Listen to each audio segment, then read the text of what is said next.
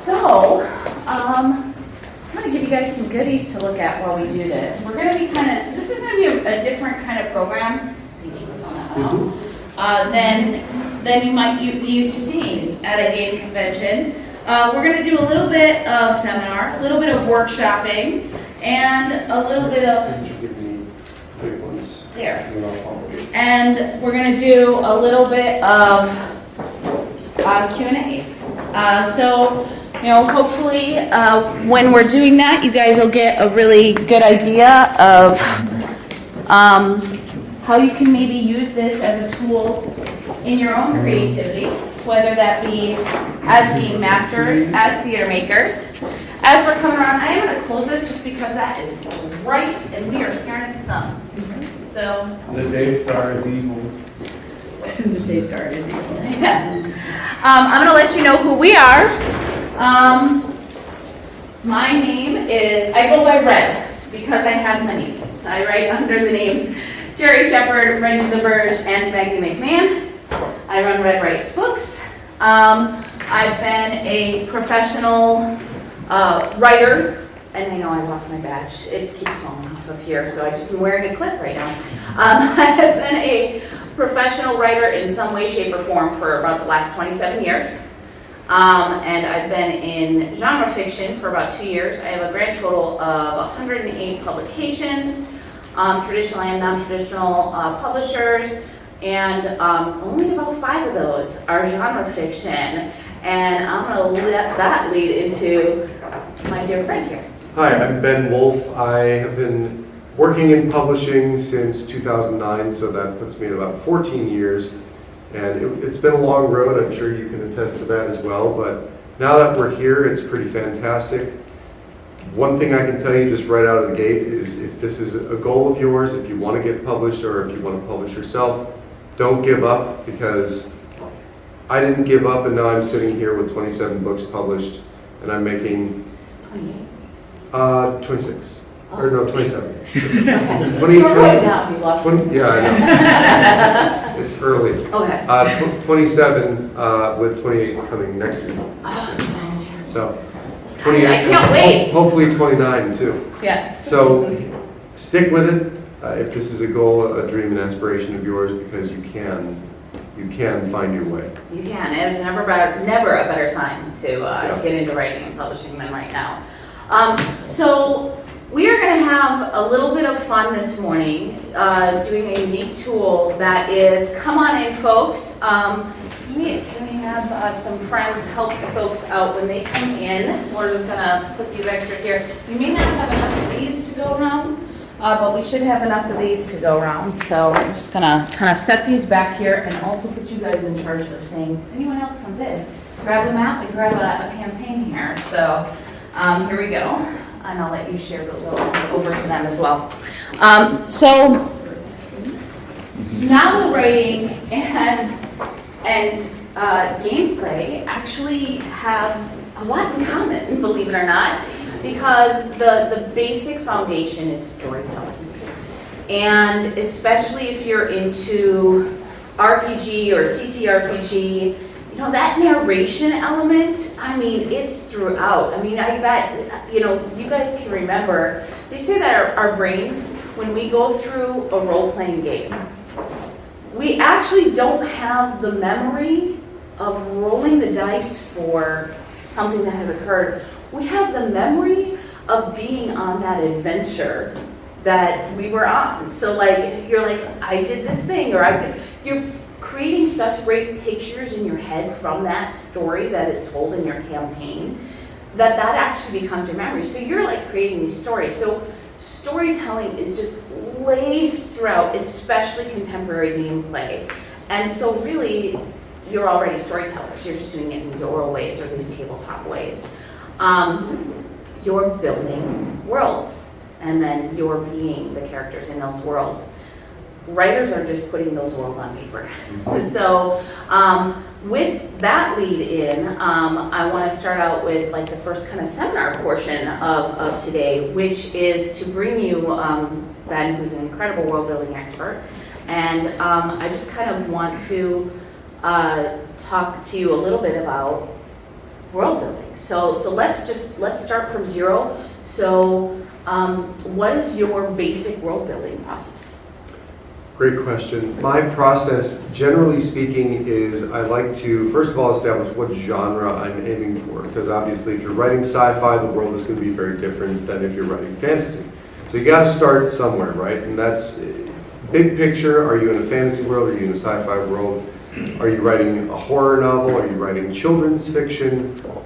Think about who your target audience is, and then think about what will appeal to them in terms of the type of story world they would be expecting. And then from there, once you figure out what their expectations are, then you can begin to diverge from that and create something that's really unique and interesting and specific to you and the crazy machinations inside your own head. So can I ask you, so like how long does it take you, so let's talk novel length. Sure. So let's talk, we got our full length fantasy or sci-fi novel or genre fiction novel. How long does it take you to build your world? It takes me years, typically. Now, I don't say that to make it sound like I put a ton of work in. I mean, I do put a ton of work in, but the point I'm trying to make is that I have the story ideas that in my head, they're percolating for years and years at a time before I ever start writing them. So I mentioned I've got 27 books published. Of those, 15, 16-ish are novels, and I had those ideas in my head for many, many, many, many, many years before I ever started writing them. And so while I was working on other stuff, every now and then I would get a new idea or a slew of new ideas for a different book or a different series.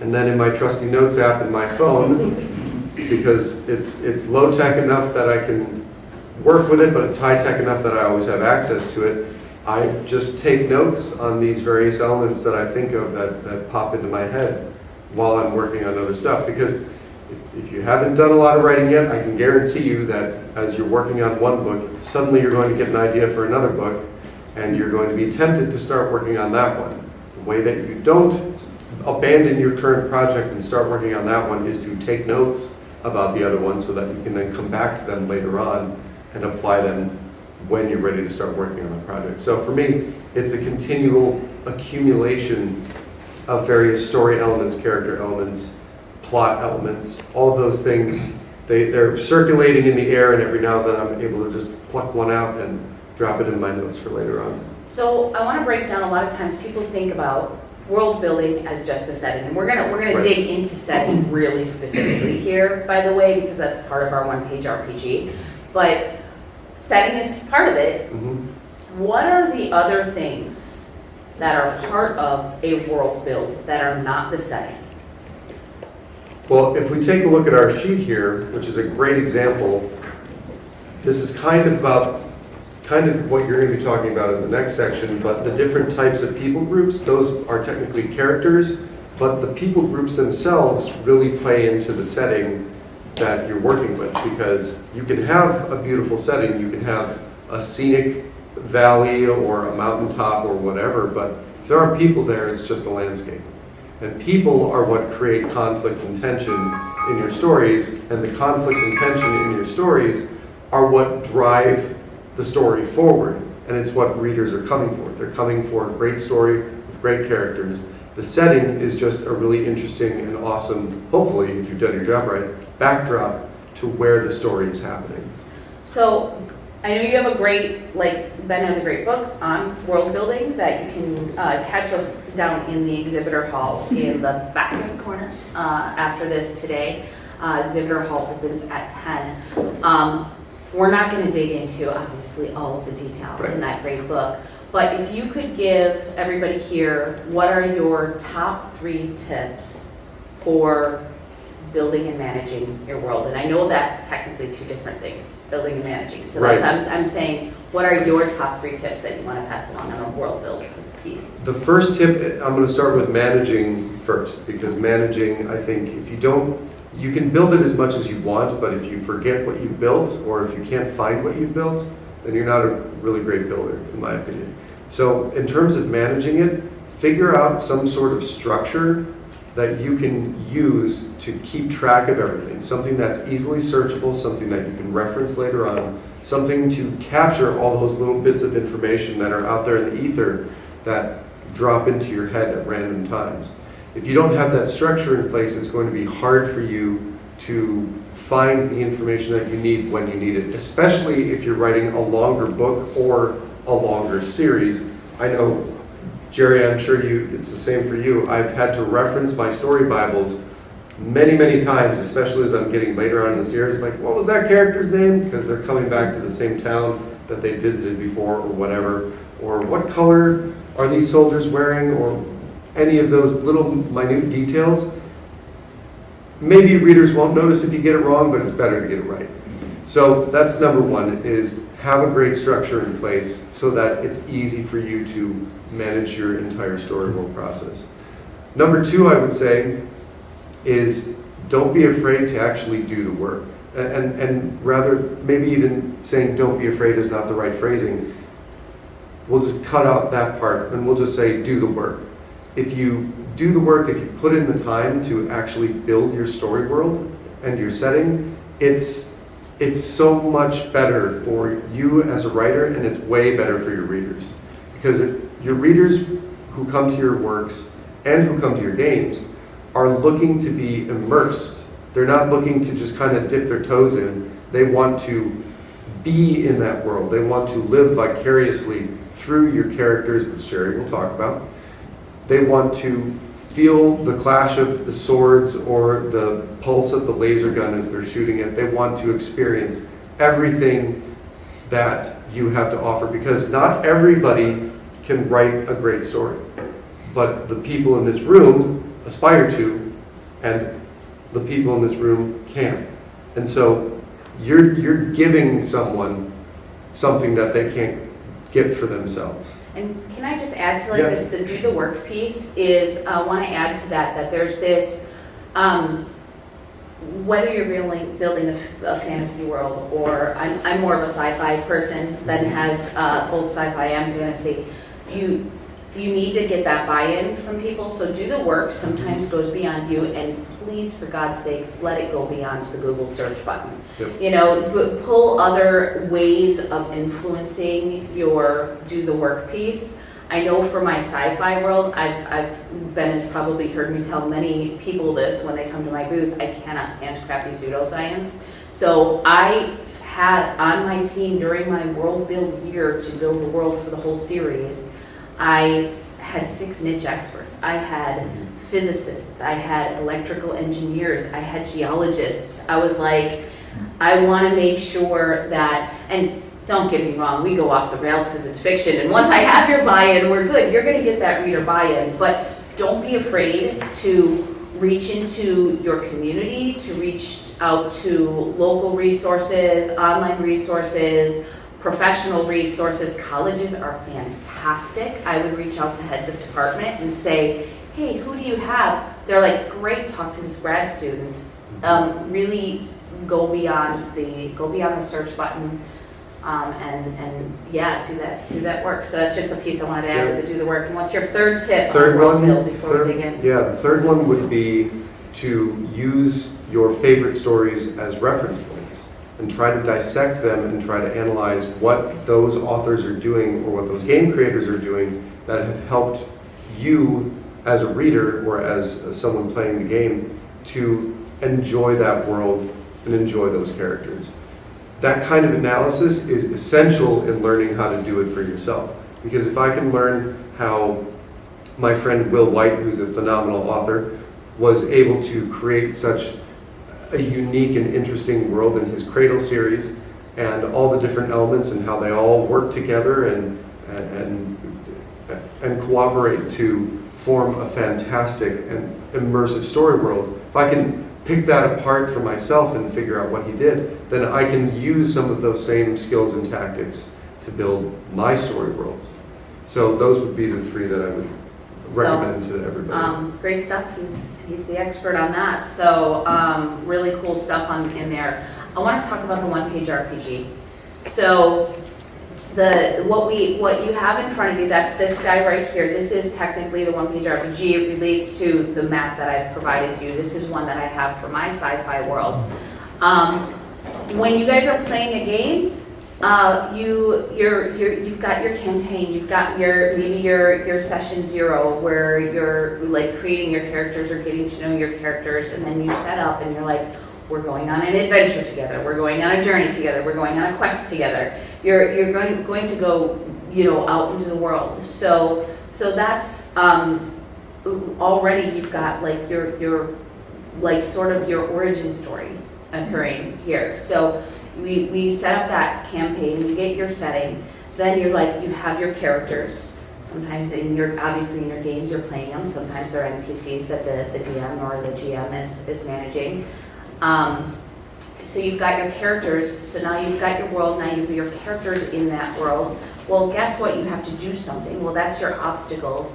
But of course, otherwise it wouldn't be very much fun to play. There's going to be a whole bunch of obstacles that are going to be along the way.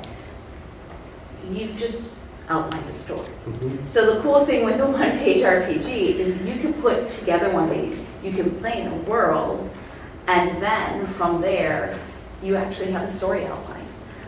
You can take and blow up each one of those things. You can take those obstacles and go into great description. You can you can dig in on your action writing.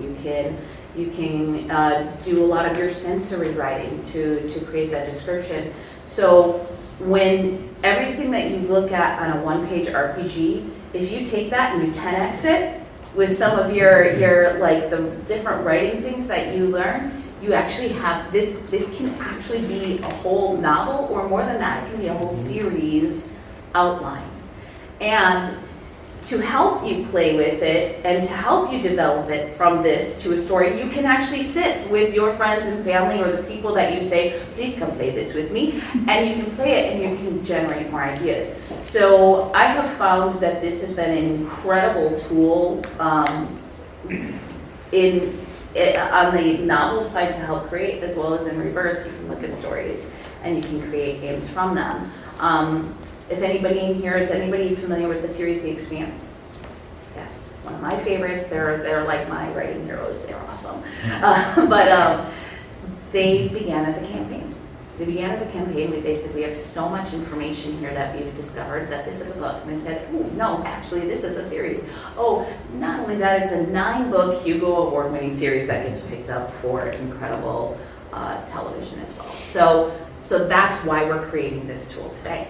So we're going to walk you through it. So we're going to start, Ben, with that setting. So let's talk creating settings. So on your story here, you can see the setting that I've created. You've got one kind of in front of you. It's a map. But Ben, talk that environmental setting creation. So let's give some pointers there. Well, I'm going to use my cheat sheet because I wrote all this in a book, and it's a lot easier to go through it since I've already done it. Jeri's going to talk about characters and character values and how you build really in-depth characters, so I'm going to kind of skip over that. I already mentioned people groups. That's super important because different types of people have different cultures. Even in this room, we've got a myriad of different cultures and races and ethnicities represented, and each of us are bringing our own personal experience as well as our background cultural experience to our own story. And so that's exactly how it is in fiction too. It's just that you as the author get to create all of it. Obviously, if you're writing more realistic fiction, then some of the work is done for you, and so you have to do some research to figure out how different cultures, real life cultures, interact and what they're made of and what makes them tick. But in fiction, if you're just going to start with your own world and your own stories and your own characters, your own people groups, you have to do all that work. You have to decide what defines these different cultural groups, what some of their nuances are, what their customs are. So I go into a lot more depth, and we'll just say all of these things. I'll say that once so I don't have to repeat it for each of these sections. But I go into a lot more depth in the book, so feel free to pick up a copy if you're curious. But people groups are one of the most important elements in building out your setting. Creature types would be another one. Especially in a gaming campaign, you've got to fight some monsters, right? Otherwise, it's not truly a D&D style series. You got to have some goblins, or you got to have some some wargs or whatever is germane to your story world, you've got to include something to create some conflict there. Places and locations, that's sort of inherent in setting. If you don't have a place or a location, you don't really have a setting. So figure out what type of biome you're going to be in. Is it tundra? Is it desert? Is it mountains? Is it something else? Is it the jungle? These are all starting points for you, and then you can develop them and make them more realistic and in-depth. Think about Avatar. A lot of Avatar, the first one, because I haven't seen the second one. First one, there's a lot that takes place in a jungle, but that jungle is way different than an Earth jungle. But if I say jungle and Avatar, you're immediately able to picture some of the various elements from that jungle. If I just say jungle, it takes you back to an Earth version of it. And so if you just establish that, hey, we're in a jungle, then that gives you a baseline, it gives you readers a baseline, and then you can add to it and enhance it from that point on. And that's a nice and very useful trick, and I'm sure Jeri's used it before. If you give us something relatable and then you change it, it helps, it saves a lot of time, and it helps you gain a quicker and clearer understanding of your own story world before you start to convey that to someone else.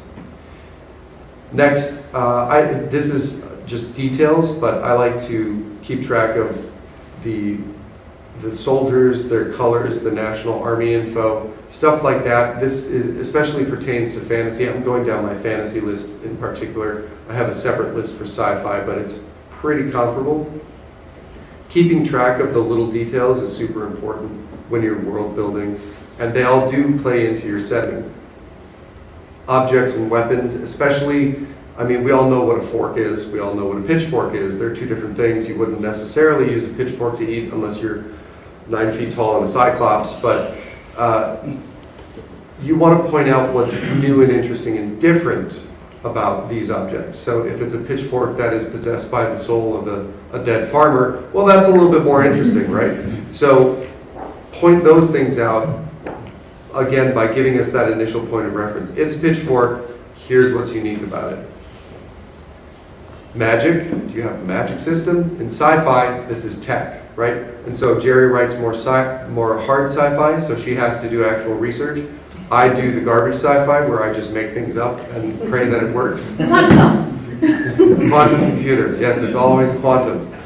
So you can, yeah. What's the engine that's driving your story world? Is it tech?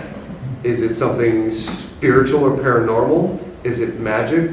Figure out what that is, give it limitations, give it a cost, and then apply it to your story world. That's pretty much it. But there are obviously a lot of other elements to world building and to creating your setting. My suggestion to you would be, whatever pops into your head, try to fit it into a category, a predetermined category, as best as you can, just with the understanding that, of course, there's going to be overlap between these different sections and different areas. And that overlap, when they start to overlap, that's when you start to see your story world really taking shape.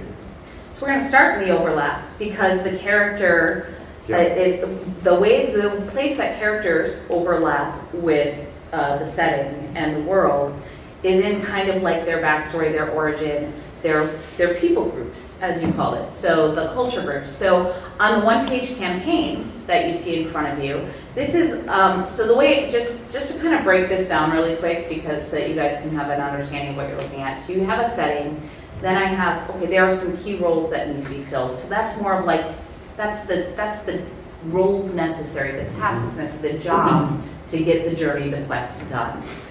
But then there are your people groups that fit into it. So in your game, those are going to be like your, these are your classes, these are your subclasses, these are, your races, all of those things. So we're really looking right now, so on the people side, we've got, so there's your key roles. That's going to be what jobs need to get done. But then we have our people groupings, and that is where there is that crossover into the world. So the way that I've created the people groupings in this, and the way that you guys do it probably in your campaigns, based on your, it's a lot of your backstory stuff. So in here I happen to have 6 factions. So where it builds into the world, so if I have, so for instance, the city ship citizens. Well, if you're living out at sea, there are certain things that are going to be naturally more easy for you, easier for you to do. So you're going to be able to, you're probably better at understanding the stars. You probably got a pretty, strong stomach. You're out there, you probably have great balance. So like your agility might be good. If you're spending your time, your life on a ship, your agility is going to be pretty good. You're going to be strong. You might have stronger legs. Honestly, you think about how does that affect a human's body when you're out at water, at sea a lot. You might have a little bit leatherier skin. You probably have a lot of sun exposure. That may actually be a negative thing. That might be something that is a weakness because maybe you have a potentially shortened lifespan because of how much sun exposure that you've had. So think about that's where your characters, where they're going to, so where their physical setting directly impacts who they are as a people group. Think about that in your story. So that's going to give you kind of like a general peoples. So think about, okay, man, I live in Wisconsin, you live in Iowa, and you can talk to people from all over. My future son-in-law is from Panama. He's in Panama right now. We're waiting to get him here. The coldest he's ever experienced is 50 degrees. That's positive 50 degrees. Surprise! Let's talk about what his consternation is going to be when it comes to that cold weather. I mean, he's just like, so if you go to California, you go to Florida, they're putting coats on at 60. We're like, whoo, let's go to the beach, So think about how those environments are going to affect your characters. So that's actually the first place you start. So if you don't have that world built, it's really hard to even start on that character. Ben has this saying where he's like, if you hit writer's block, it's because you haven't done the pre-work. How's it? Yeah.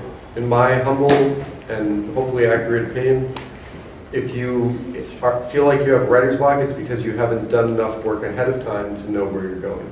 So instead of sitting there staring at your screen and trying to write, outline what happens next. Just take notes on what happens next, and then that'll give you a guide that you can follow. Exactly, and that's how, so your characters are going to start, even if you have a character idea, you're going to have that character idea, write those ideas down, just like Ben says, get them into your source where you're keeping track of your material for your story. But you're going to hit a wall, you're going to hit a glass ceiling.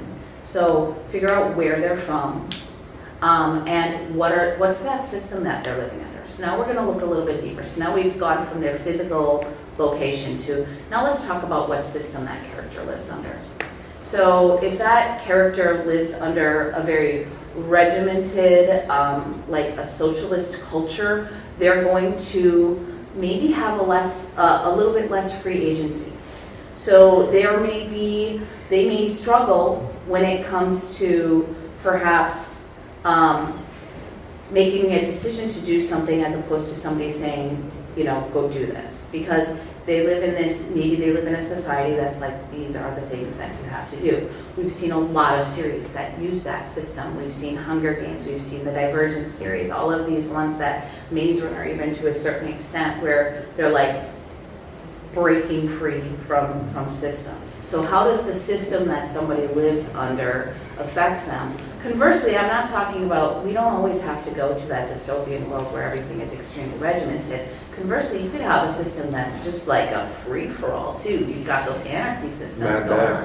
Thank you. That's a good perfect example.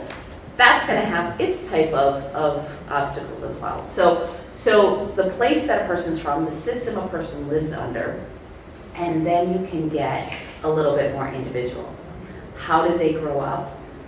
What are their relationships? What are their spiritual beliefs? What are what's their physical health? You know, do they have a physical limitation? Are they lacking a sense? Are they lacking movement in some way? And then, so all of this, by the way, is before I've even touched on like race and culture. You know, the music that feeds into a person, the food that they grew up eating. I can tell you, just like I have niche experts for my science, when I write my books, I have cultural experts as well, because I always want to make sure that I'm honoring and not appropriating. Now, when we go into sci-fi and fantasy, obviously that gets a little bit, you get a little more freedom, because if you're making up a character, if you're making up an alien race, there are no stereotypes around that. You get to develop them. But in the fantasy world, there are certain constraints still. If you're using something like vampire, Ben tells me I have to have my requisite vampire novel Every as a author- genre. Which I'm not there yet. Every because- author has to write and publish at least one vampire novel, or they will revoke your license. I'm working on it. I'm working on it. My license is about to expire. 100 plus books in and no vampires? 100 plus books, no You vampires. are walking the line here. I remember. But when I do create one, their skin won't sparkle. Please. Thank you. It's my favorite. So these are some of the things that play into your characters. So just like Ben gave his top 3, I'm going to give my like 3 key principles of character for you. One is the paper doll. And if you're an earlier writer, that paper doll is basically, you're just creating that flat thing. This is what they look like. This is their very physical description. That's your paper doll. If you're writing a really great story, it's possible you never ever create the paper doll at all.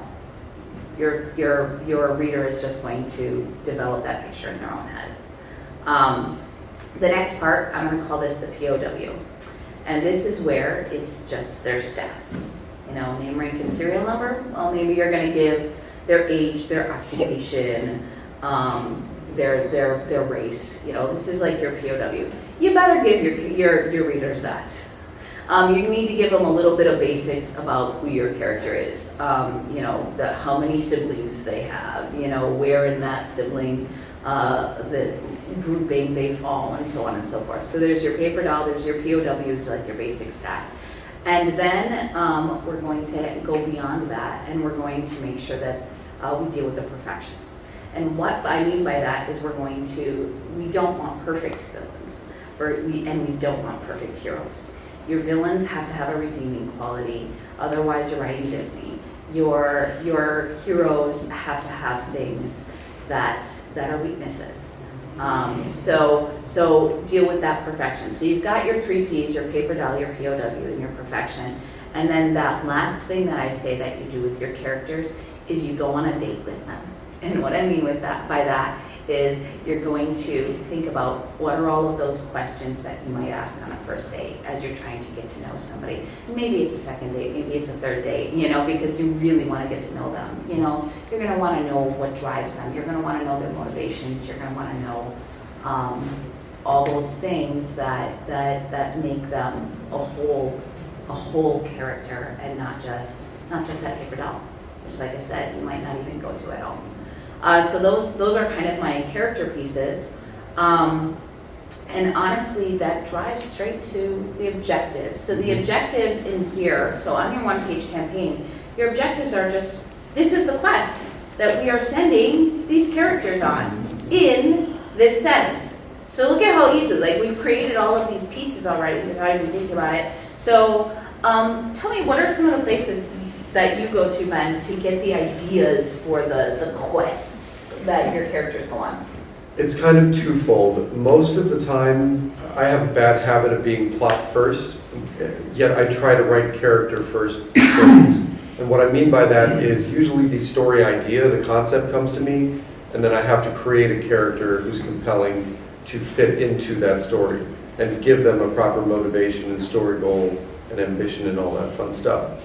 So for me, usually the objective comes before the character, and then I have to apply the character to it. Some of us, a lot of writers in fact, just have cool characters come to them and then they create a story around that character.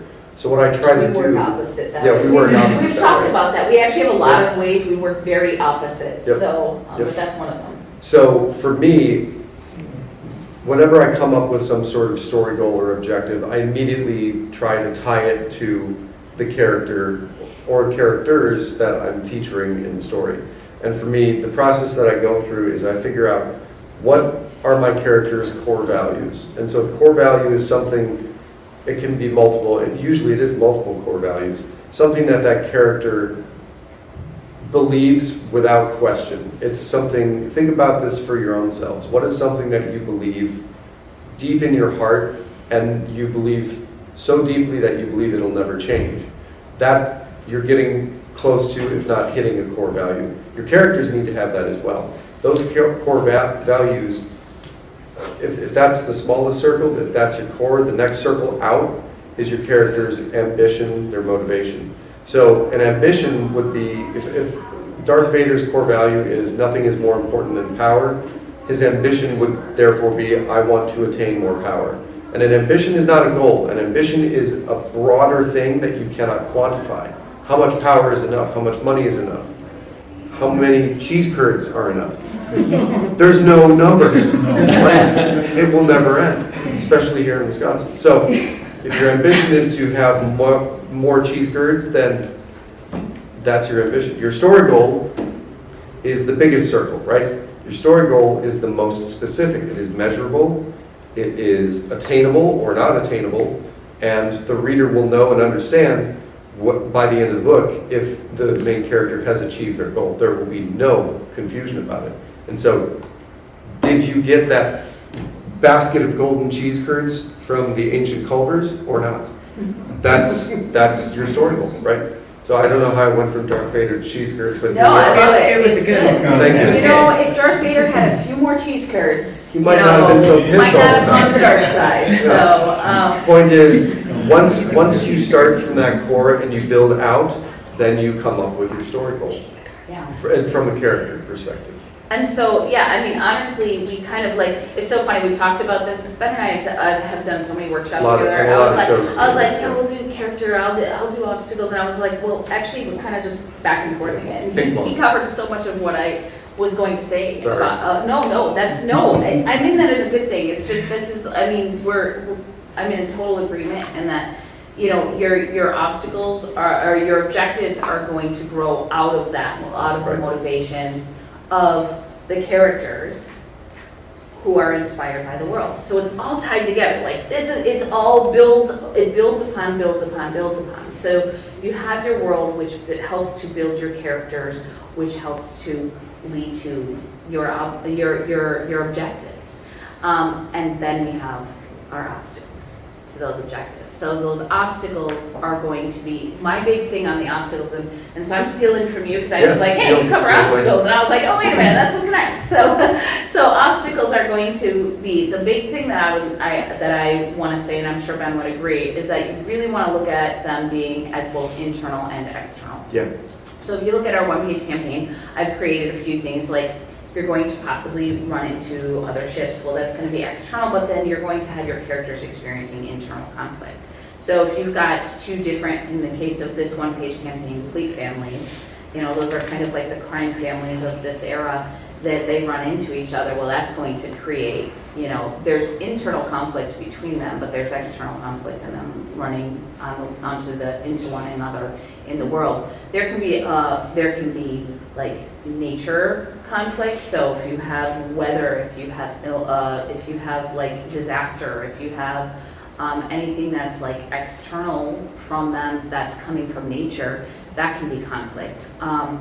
But it might just be a gentle rain and you have a character who's afraid of the water. And so that could become an internal conflict, you know? So identify what are some of the internal conflicts for your characters as well as for your larger people groupings, because that's a whole other level of conflict. It's character-based, but it's the whole groupings as opposed to the individuals, as well as the external conflict. So when you have the external conflict and the internal conflict, that's when in a game campaign, those are the moments that are happening. It's like, I'm going to do this. No, I'm going to go hide. And now all of a sudden your group is fractured. So what are the consequences of that? So in a campaign, that might actually, hey guys, I'm going to be gone for the next 2 weeks, so I'm going to have my character do this. Sometimes that happens.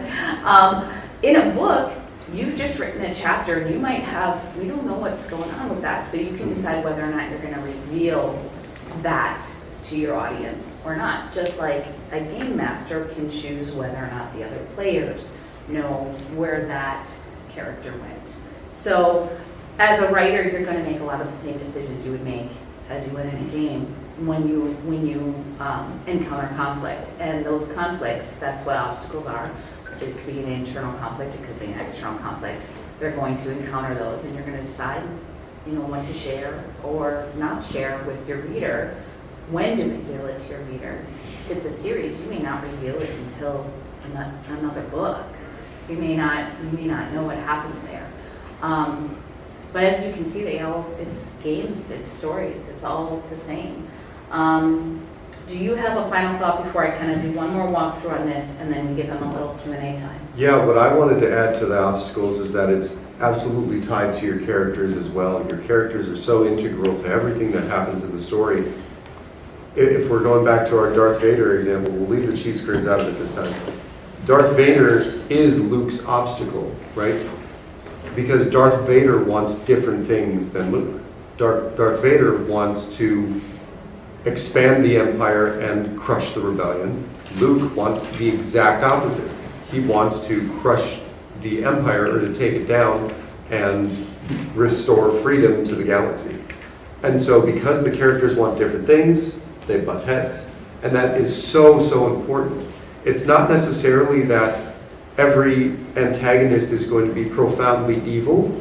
It's just that they want something that is so diametrically opposed to what your main character wants that they seem like they're a villain. And sometimes they actually are evil too, which is fine. That's great if they are, because sometimes evil people want evil things.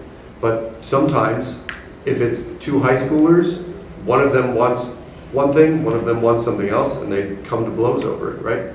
It doesn't have to be a world-shaking event or a galaxy-spanning event.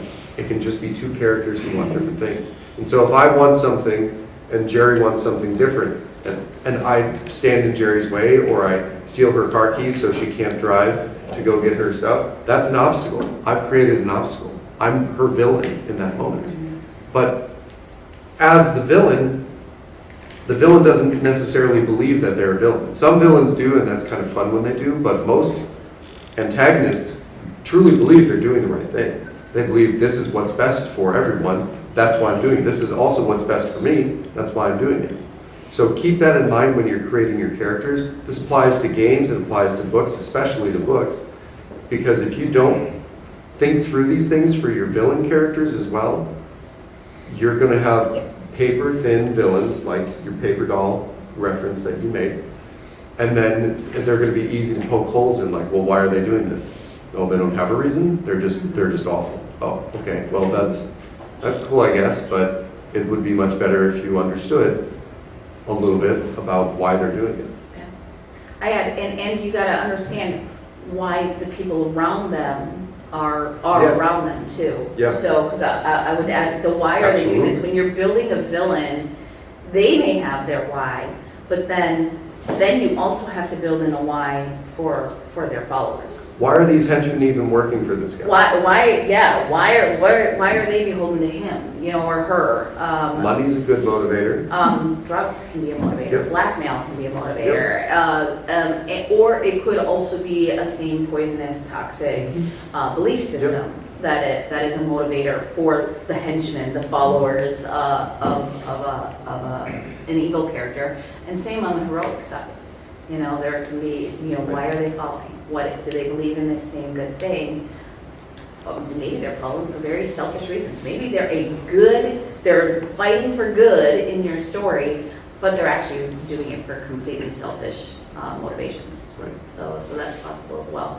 So just kind of to recap what you've got, just because I wanted to give you guys really that idea of how this works out. And if you guys are going to want to keep these ones, you'll have to come on down and visit me. I'll let you take them out of here even today, but you'll have to come down and visit me to pay for those ones at my booth, because my campaigns do have a cost, and I want them down to $10 for anybody who brings it to me, as opposed to the 15, and you get the other goodies that go with it too.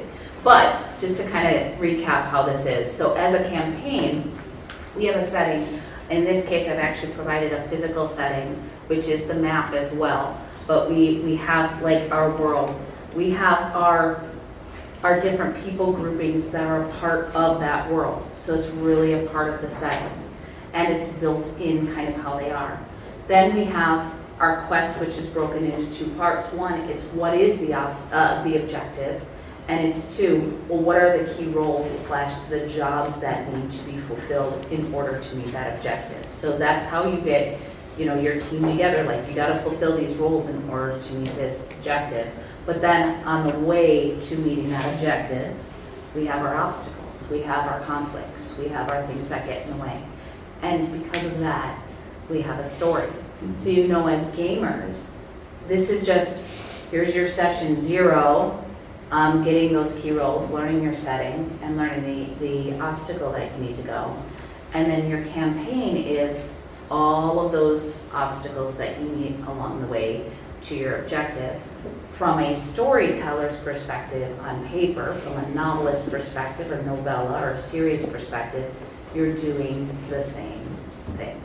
So our one-page RPG is a story outline, and your stories are really just campaigns being brought to a reader as an audience. So we have about 7 more minutes because I want us actually out here before 9. Q&A.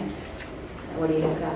You mentioned that you have specialists that you talk to about culture as well as other things to avoid stereotyping and whatnot.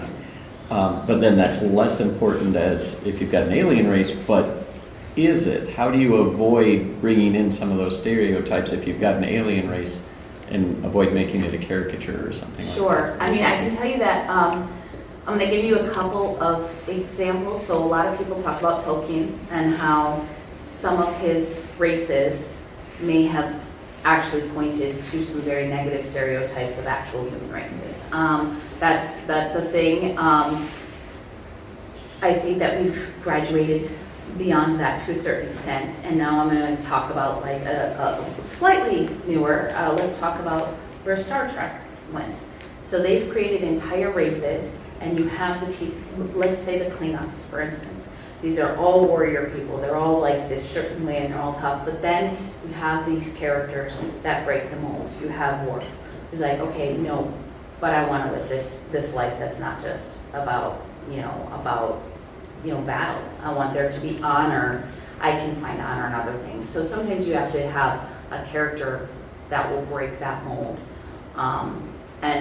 But I do think that generally, if you're looking at your races that you're creating in much the same way as you would look at a human race, and just make them individual characters.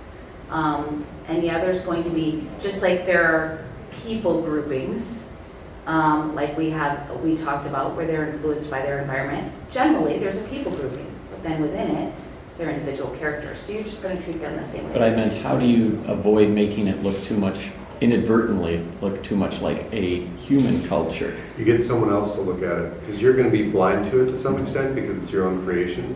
Having someone else take a look at it and give you feedback on what you could change and how you could change it. Someone specifically who knows what they're doing, not your aunt who was an English teacher 40 years ago.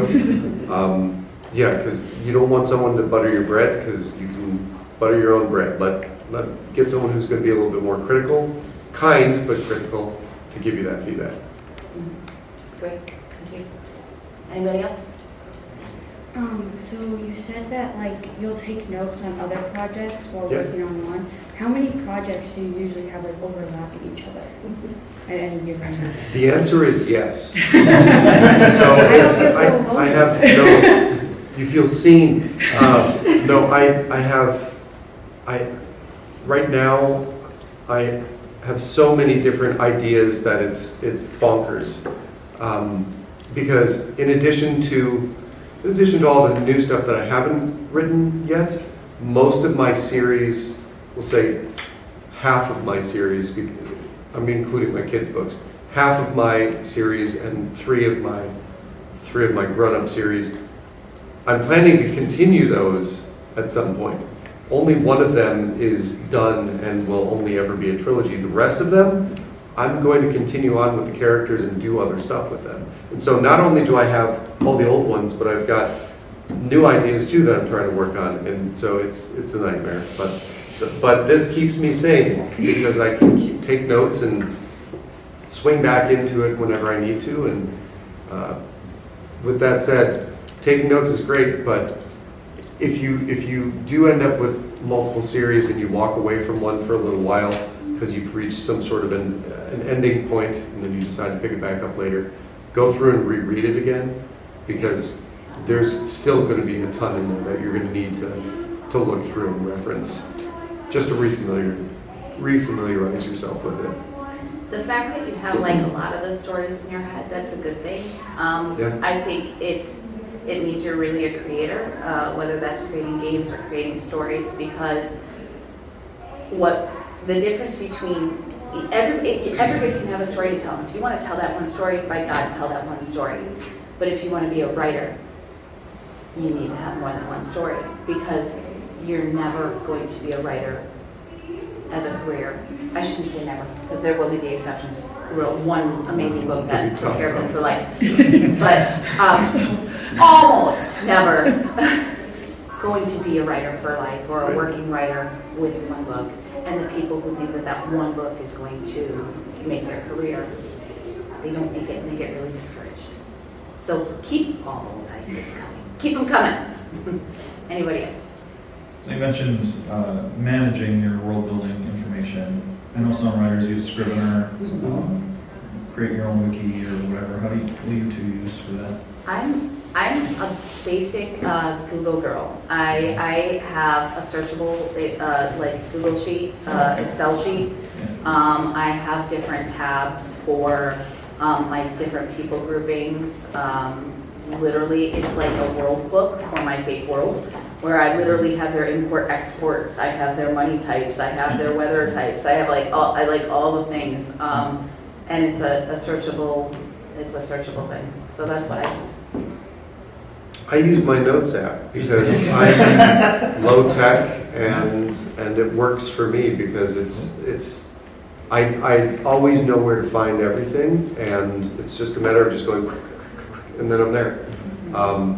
And it also, on the front end, I value this because it takes me less time. I can have it set up and then just immediately drop something in there wherever I am. And for me, that's super important. I don't have to get to my laptop, or I don't have to open some crazy app to fill stuff in. So for me, They start there on my phone. Don't Sure, get me sure, wrong. sure. And they're messy. It's like Mine it's just like stay there. digital cocktail napkin madness is what it is in there. But you mentioned Scrivener, which is a great tool. Yes. My wife is very much a plotter as well. She's also an author. She's not here this weekend. She's at home working on book 2 of her series. She has found great success with a program called Plotter, Plottr. There's no E in it. And so she has become a plotter otter, and she is doing very well with that. We were talking just last night, and she said that she's so excited for books 3 and 4 of the series because it's going to be so much easier to finish everything because of how Plotter is organized, or has helped her organize all her stuff. I think there was a question in back also, and Yes. that's going to have to be our last question. So go ahead. Is there such a thing as a bad plot? And if so, what's the difference between a good plot and a bad plot? Well, we all know bad plots exist. We've watched them. We've read them. We've played them in some cases. But is it a bad plot, or is it poor execution? That's my question. Is it just always poor execution? Fair assumption. And I'm being I think devil's there can- advocate. I think there can be some of both. I do think that there can be some of both. Poor execution, you're definitely going to find that because we're all gifted differently, and some of us haven't done all the work that we need to do to make our stories really great. And then sometimes the plot is just bad. Sometimes it just, you didn't come up with a good story, bro. But you know what?